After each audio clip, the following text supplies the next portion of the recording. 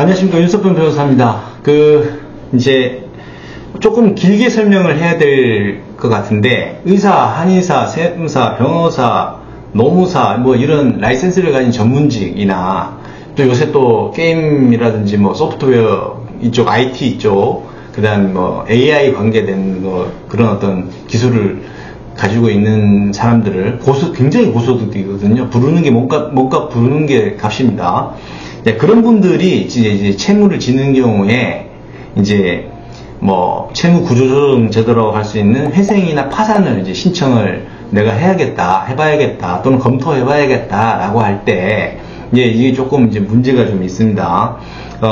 전문직이나 고소득일 경우에는 이제 보통 곧바로 이제 개인 파산 신청을 할 경우에 이게 뭐 건강상인 이유라든지 아니면은 정상적인 소득 활동을 할 수 없다라는 어떤 특별한 사정이 있지 않는 이상은 고소득자인 경우에는 이게 가용소득이라 그래서 부양가족 숫자 대비 월 법정 최대 생계비를 쓰고 남는 소득을 가용소득이라고 하거든요. 1인 가구일 때는 107만원 정도, 2인 가구일 때는 207만원, 그 다음에 3인 가구일 때는 266만원, 4인 가구일 때는 324만원 정도 법정 최대생계비가 됩니다. 이 부양가족을 정할 때는 일할 수 있는 배우자는 빼고요. 그 다음에 미성년 자녀 포함, 그 다음에 본인을 하거든요. 본인하고 미성년 자녀 둘이다. 그러면 3명이잖아요. 그럼 266만원 상당이 월 법정 최저생계비입니다. 근데 이 사람이 700만원을 벌어요. 사업소득이 됐든 급여소득이 됐든 월 700만원 정도를 번다. 그러면 어떻게 됩니까? 434만원 정도가 남거든요. 그러면 그거 가지고 회생 신청해서 조금이라도 변제를 하지 왜 곧바로 네 채무 면책해달라고 개인파산 신청했냐, 이런 식으로 나온단 말이죠, 법원에서. 그래서 곧바로 개인파산 신청을 하려면 특별한 사정이 있어야 되고 대부분 회생으로 먼저 도전해봐라 라고 합니다.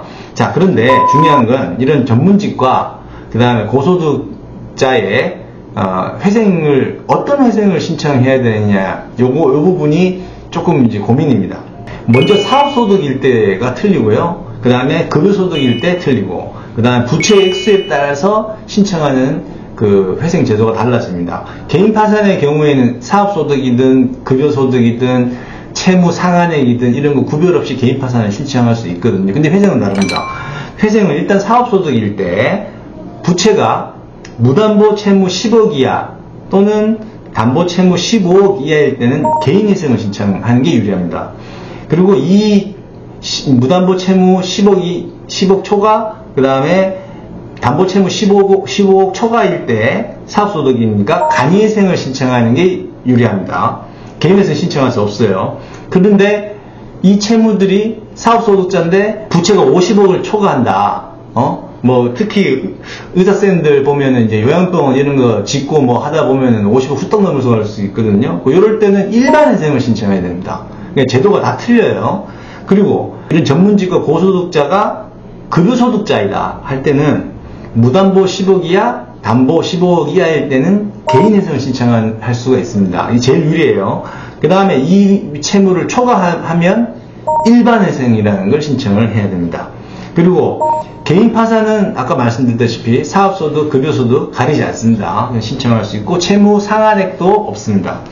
자, 전문직이나 이 고소득자가 신청하는 일반회생이나 간이회생은, 일반회생은 급여소득자, 간이회생은 사업소득자가 신청할 수 있는데 그 중에서도 개인회생조차 신청할 수 없는 채무가 과다한 사람이 일반회생, 간이회생을 신청하는 겁니다. 등장인물이 좀 있는데 일단은 판사가 있겠죠. 주심판사가 있고, 그 다음 관리위원이라고 하는 이 사건을 판사가 일이 많으니까 사건을 이제 관리해주는 관리위원이 있고, 그 다음에 이제 조사위원이라고 하는 사람이 있습니다. 이거는 이제 외부의 회계법인을 선정할 수도 있고, 법원의 실무관 중에서 이제 선정할 수도 있고, 그렇습니다. 이 사람은 조사위원은 이제 일반회생이나 간이회생을 신청한 사람이 청산가치, 계속 사업가치, 소득가치, 뭐, 그 다음에 여러 가지 자금수지 이런 것들 다 조사해요. 그리고 이제 관리인이라는 거를 따로 이제 선정은 하지 않고 법인회생이 아니니까 법률상 관리인으로 봅니다. 신청한 사람을. 신청한 그 고소득자나 전문직, 이제 회생 신청한 사람을 법률상 관리인으로 보는데, 이 사람은 해야 될 일이 굉장히 많아요. 신청서도 써야 되고, 신문사항도 작성해야 되고, 채권자 목록도 내야 되고, 시부인도 해야 되고, 회생 계획까지 다 작성해서 내야 되고, 물론 변호사가 대부분 다 해줍니다. 그러니까 그렇게 하면 되고, 그 다음에 로펌이나 변호사는 이제 신청 대리인, 요렇게 해서 등장인물이 요렇게 됩니다. 절차하고 기간을 또 말씀드리자면은, 단위회생, 일반회생인 경우에는 이제 신청서 쓰는데 시간이 걸리겠죠. 이제 보통 이제 3주, 4주 걸리는데, 뭐 급한 경우 있습니다.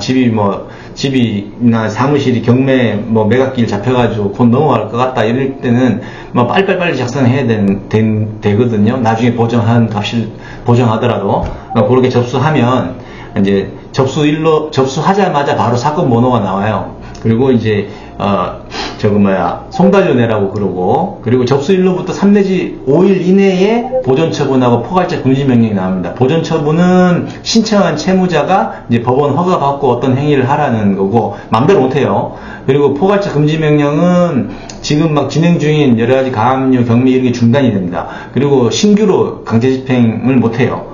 포괄적 금지명령이 떨어지고, 보존처분은 10일 이내, 통상 이제 실무적으로는 보존처분 포괄적 금지명령 내린 날 다음 주 같은 요일 요렇게 하는데, 채무자 신문을 합니다. 판사하고 관리위원 입회하에 이제 여러 가지 물어봐요. 그런데 사전에 이제 신문사항을 작성해 제출해 놓을 거기 때문에 그 보면서 하면 되고, 그 다음에 예납금을 납부하게 됩니다. 예납금은 이제 자산이나 부채 규모, 채권자 숫자에 따라 틀린데, 통상 500만원, 1000만원 이렇게 생각하시면 되고, 그 다음에 이제 접수일로부터 통상 한 1개월 이내 회생 절차 개시 결정을 이제 드디어 하게 됩니다. 그러면은 이제 본격적으로 이제 회생을 신청한 사람은 법률상 그 관리인으로 이제 간주가 돼요. 관리인으로서 이제 행위를 해야 되고, 자기 이름으로 하면 안 됩니다. 이 말은 뭐냐면, 어떤 계약서에 도장 찍거나 하는 거 있을 때 관리인 윤소평 이렇게 도장을 파야 되지, 그 전에 윤소평 도장 못 씁니다. 그래서 그렇게 되고,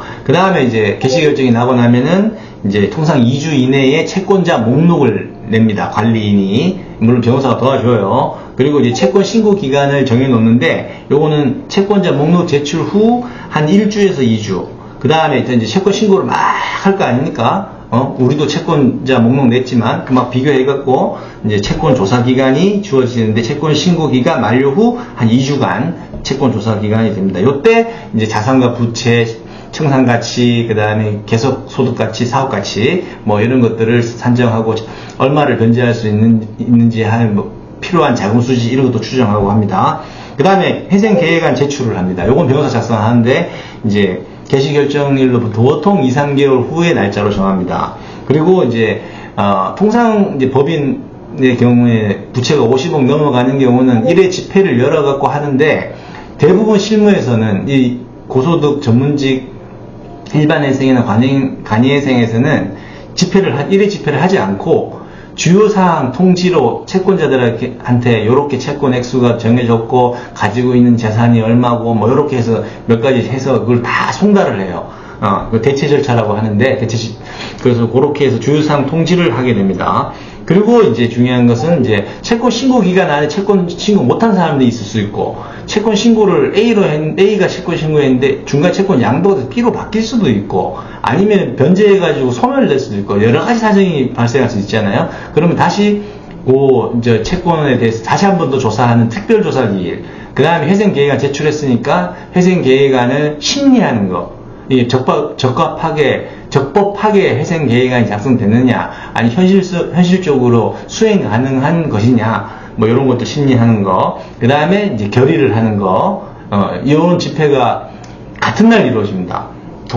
보통은 이제 제1회 집회 기일로부터 3개월 이내 기간으로 정하는데, 그거는 이제 법원마다 틀릴 수 있고, 사건마다 틀릴 수가 있습니다. 그리고 나서 이제 회생 계획안에 대해서 채권자들 동의 요건을 충족하면은, 이제, 1회 변제가 시작되면은, 이제, 회생 절차 종결 결정을 하는 게 원칙인데, 실무에서는 일부를 변제하거나, 아니면 담보권이 매각되거나, 담보물이 매각되거나, 그러면은 조기 종결 신청을 해서 빨리 벗어날 수 있습니다. 그래서, 통상 한 10개월 정도에서 1년이면 이제 회생 절차에서 졸업을 하게 되는 거죠. 이제 법원 통제를 안 받게 되는 겁니다. 자, 그런데 주의할 것은 이제 전문직이나 고소득자가 사업자 소득자일 때는 이제 예를 들어서 이제 사무실이나 공장이 자기 소유였다가 이거는 이제 담보가 설정되어 있을 거기 때문에 통상 실무적으로는 매각을 합니다. 그러면 임대차 형식으로 영업을 해야 된다. 사업을 해야 된다. 요 점 하나 기억하시면 되고, 전문직이나 고소득자 중에서 일반회생을 신청하시는 분들, 급여소득자죠. 급여소득자인 경우에는 부양가족수 확정한 후에 가용소득이 얼마나 발생하느냐, 그거 가지고 이제 10년간 변제하고 나머지 채무를 면제를 받습니다. 이거는 뭐 간이회생이나 일반회생이나 면제 받는 거는 같습니다. 변제를 10년간 변제 후에 남는 채무에 대해서는. 자, 그런데 회생 계획의 이제 성공과 실패는 결국 회생 계획안이 인가가 되느냐, 채권자들 입맛에 맞느냐 안 맞느냐, 이 변제 방법이.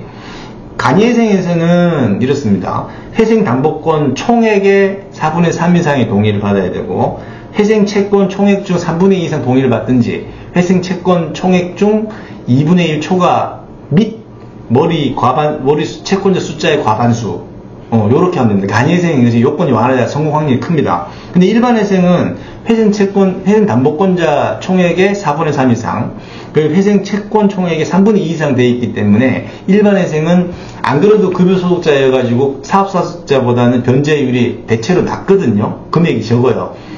그래서 그거는 이제 조금 이제 일반회생에서 난점이 좀 있습니다. 그리고 이제 전문직 개인회생, 전문직 고소득자 개인회생 할 수 있다 했잖아요.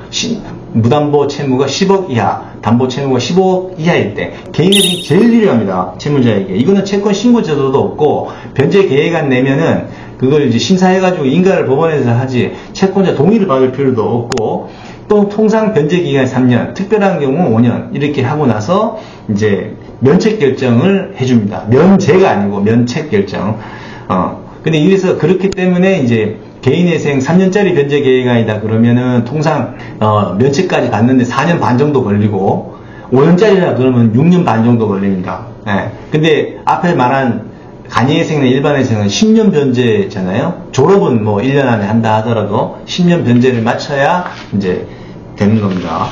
전문직은 이제 개인 파산을 하는 경우는 이제 건강상의 이유로 이제 소득 활동을 뭐 당분간 못 한다든지, 그 다음에 하더라도 가용소득, 부양가족 숫자 대비 월 법정 최저생계비, 그거를 넘는 소득이 없거나 미미한 경우에 이제 전문직 개인 파산을 신청할 수가 있는데, 전문직이나 고소득자들은 통계 자료가 있습니다. 통계 자료가 지역별, 직군별, 직종별 평균 소득이라는 게 있거든요. 근데 그 이하로 돈을 받는다 그러면 뭐 그럴 수도 있는 거지만 대체로 납득이 안 됩니다. 의사가 페이닥터로 갔는데 300만 원 받는다. 이거 좀 말이 안 되거든요. 왜냐면 페이닥터 수도권에서도 보통 돈 700에서 1000만 원 정도 받거든요.